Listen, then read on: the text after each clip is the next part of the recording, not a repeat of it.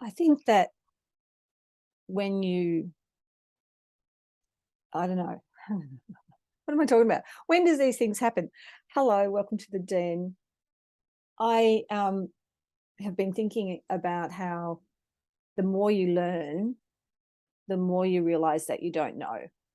And that's hardly a profound statement, but it becomes more and more apparent to me as I go along in this journey of life. And I was rehearsing in my head what I was going to say when I came in here. And I think that the thing that I need to say is that I have so not got this shit worked out.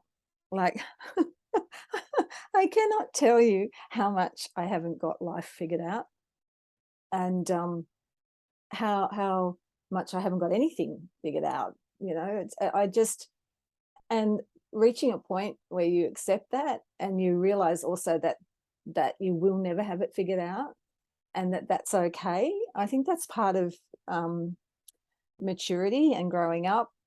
And it can happen in your 20s. I mean, there's people out there in their 20s. I remember when I was at uni, because I was a mature age student, so I was 31 or 30. I was in my early 30s when I finally got to uni. And I remember this one young woman in my class, and she was literally straight out of high school. This was in first year. So she was probably 18 or 19. And I remember just looking at her and thinking, that girl knows how to do life. She just has mastered this. Now, that might have just been how she was presenting.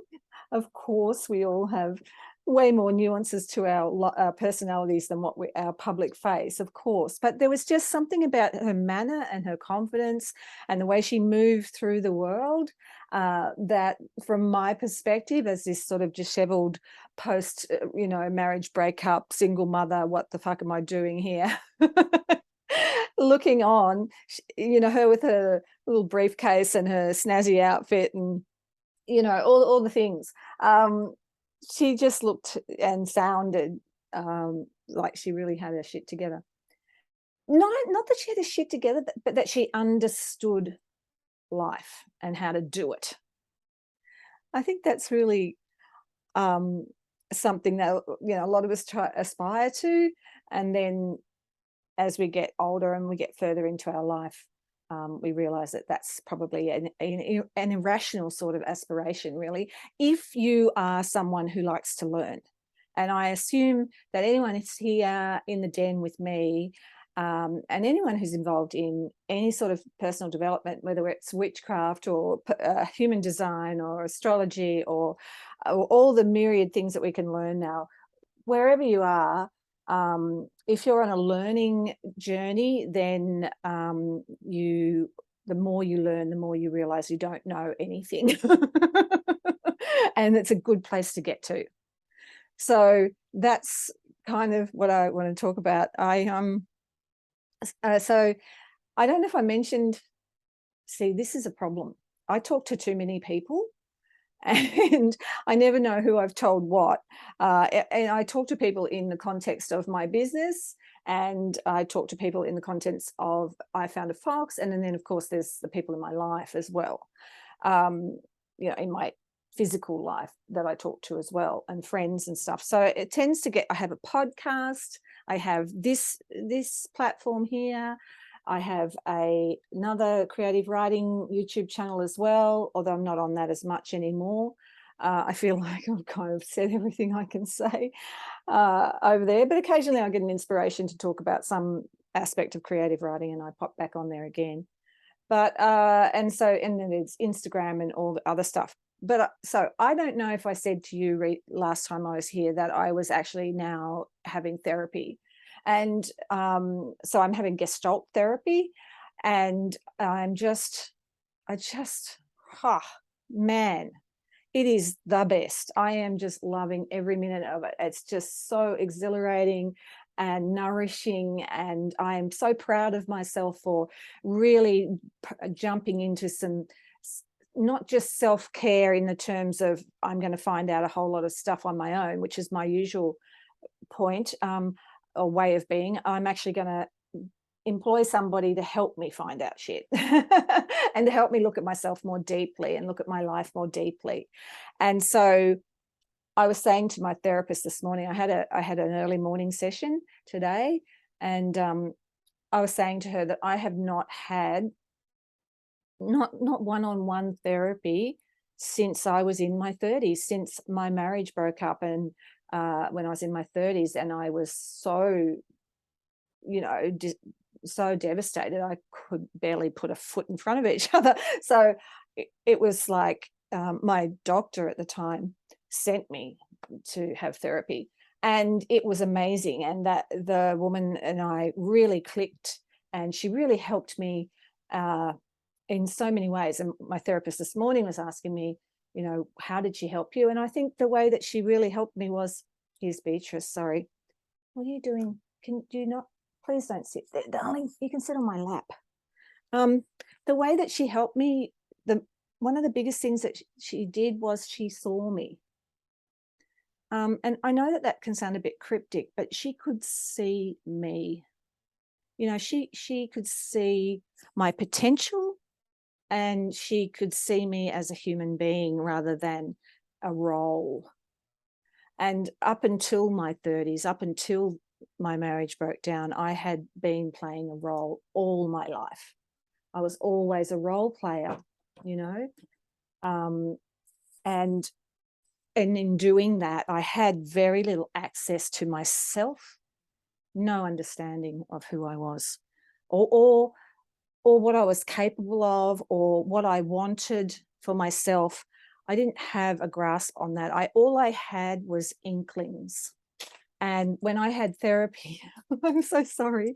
When I had therapy, I moved beyond inklings, you know, and I got to this place where I was able to see myself through the eyes of Vicky, her name was, through the eyes of Vicky, and start to think that perhaps some of the inklings that I had had all my life were worth investigating and moving on.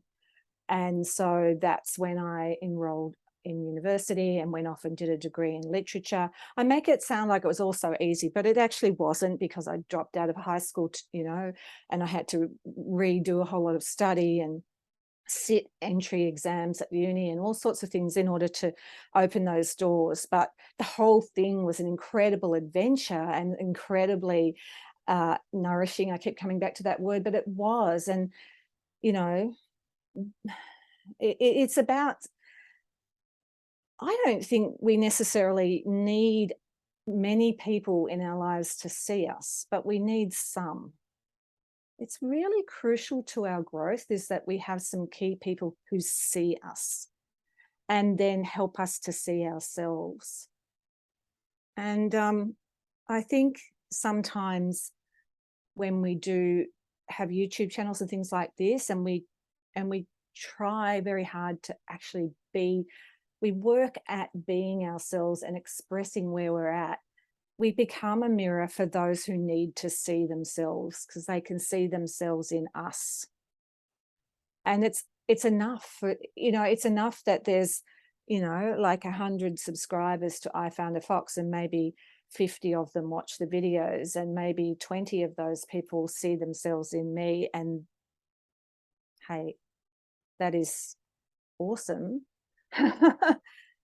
So as you can see, I don't really know what I'm talking about today. I'm just riffing. And that's a bit where I'm sort of coming to with how I turn up in the world, is really working hard on stripping back the role playing, because you know, I have throughout my career as a children's author, role played in that arena as well. And I'm not saying that's a bad thing. And sometimes that's a necessary thing in order to survive and to flourish in a certain realm. There is some role playing that goes on.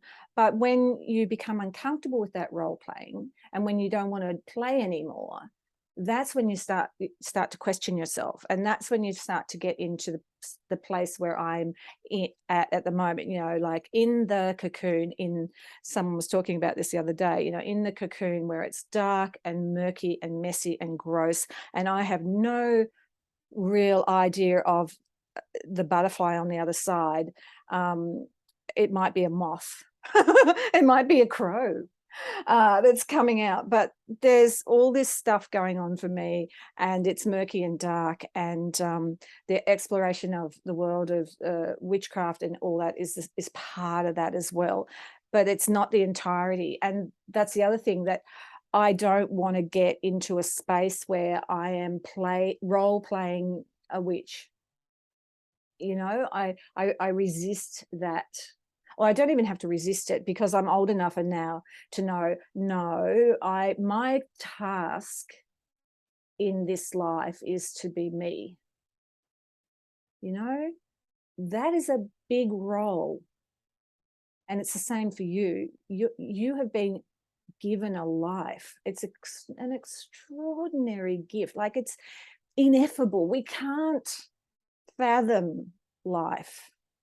And so to on your life quest, to make your quest about you and finding out about you and expressing you is kind of enough, without saying, well, now I'm a children's author. So do you remember when Madonna Madonna put out a kid's book? It was hideous. I'm sure she wrote it. I actually didn't think she wrote it until I read it.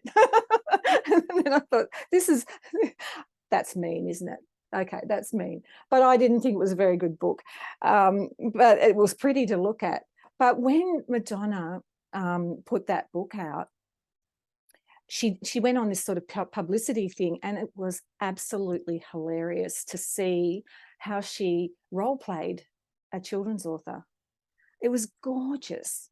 Like, she had this beautiful floral sort of 50s cut frock on. I think she had like cat-sized glasses. She had a hair coiffed, and it was, everything about her was the archetypal children's author. And she was just so, you know,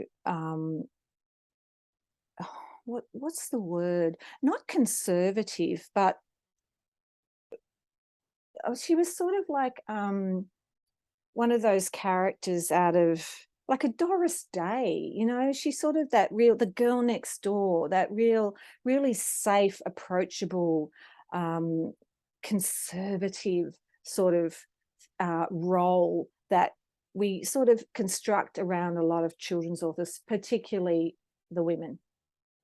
A lot of the men can get away with all sorts of things and have many, many things going on. But a lot of the women I've noticed within the world of children's authors are really confined to a certain role and a certain way of being and a certain way of presenting themselves in the world. And so, yeah, I thought that Madonna became the archetypal female children's author during that little period, which was hilarious, because also around the same time was when she released that book. I think it was just called Sex. And it was pornography, you know. It was sealed, and it was all these rather compromising photos of Madonna doing all sorts of things. So that kind of came around the same time. So that was another role, the many, many faces. She's a fascinating person. Of course she is, a fascinating person. And we look to these people to see elements of our own manifold personality, because there's so much more to all of us. And that's why I feel like coming to this place where you can talk about exploring who you are, you know, dropping the roles, trying to drop the conditioning and all that. That's a lifetime's task right there. You know, it's not something you're going to resolve in a couple of weeks, or read a couple of self-help books and you've got it nailed.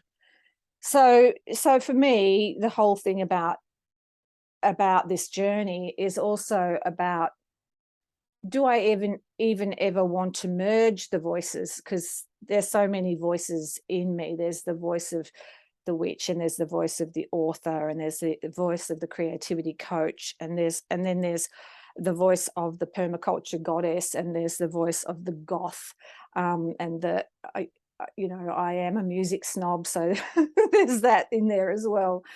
There's all these things, all these aspects, and it's really, I think, a challenge to try to be all of them all of the time. And this is what I was talking about with my therapist today, and really coming to that beautiful place of understanding that it's you don't have to negate one and just be the other. It's not either or, which has always been a very big theme in my thinking. As an earth sign, I can be very plodding and very, very practical, and it's like, well, you've got to be this way, and that's it, and you've got to be an author, and that's how an author behaves, and that's it, and then ignore all the other callings, all the other interests. So I said something that I was quite ashamed of this week to my partner, and I actually said to him, you know what, fuck nature. I literally said, fuck nature. I said, if I see another fucking tree or breathe more fresh air, I'm going to lose my shit. Because, and this is what we talked about today, because I have been neglecting other sides of me, the other sides that need other expression and other experiences beyond nature. And then yesterday there was, the sun came out. We've had a brutal winter here. Brutal, it's hardly brutal, but a very cold winter, and there hasn't been a lot of sunshine. And there was a moment yesterday where the sun shone, and I went outside and I planted another daisy, and it was so joyful. I dug around in the compost. I let the wind blow through my hair. I smelt the soil. I saw all the moving critters down there in the dirt, and was proud of my compost and proud of my new daisy bush.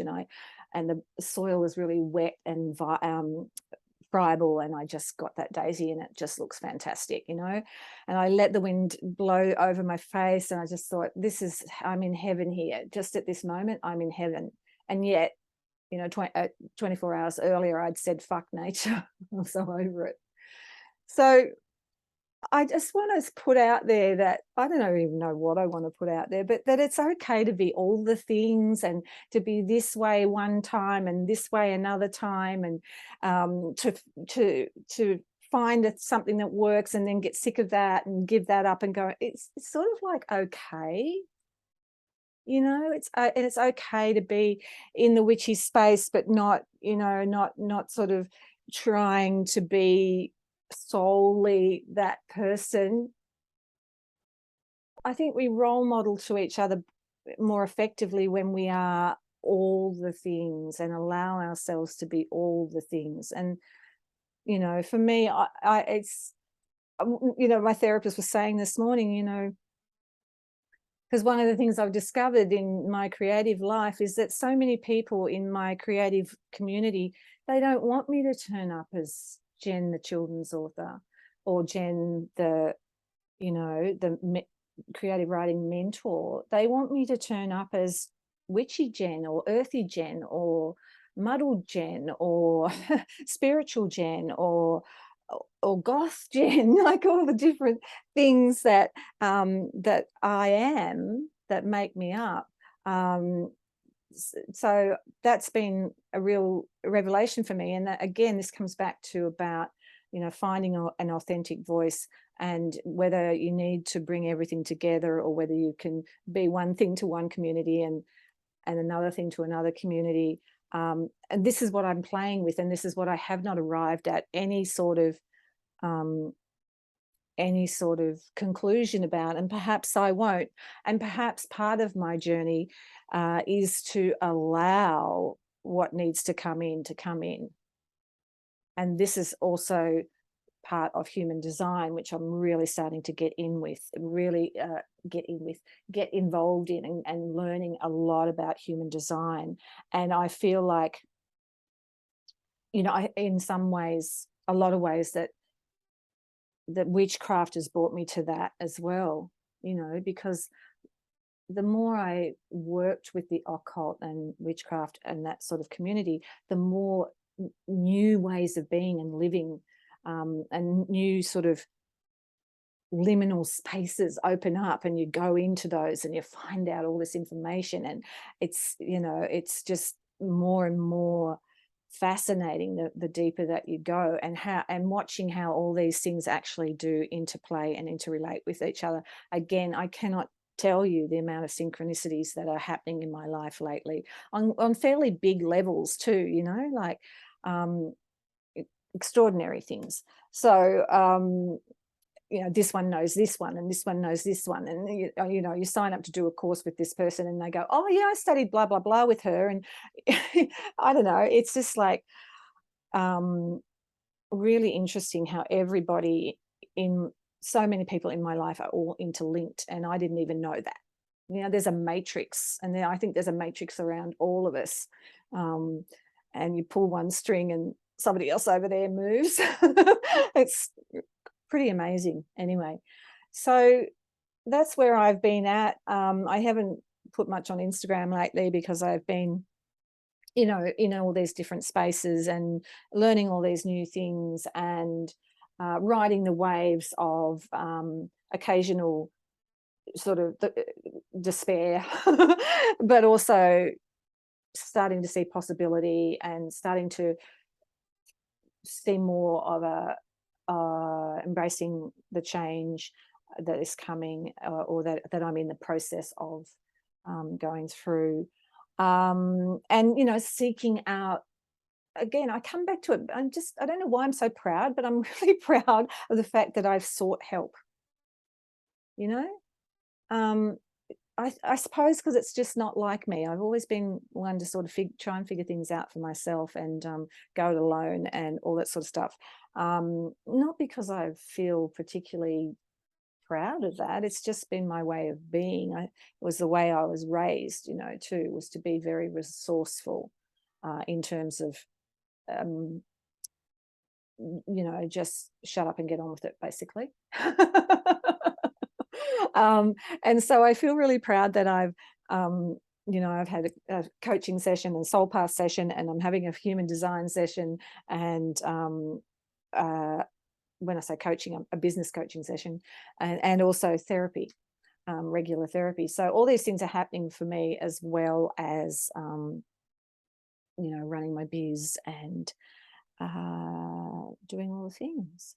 So that's what's going on in the den, and for me, and I hope that you're able to get a little bit of something from that ramble.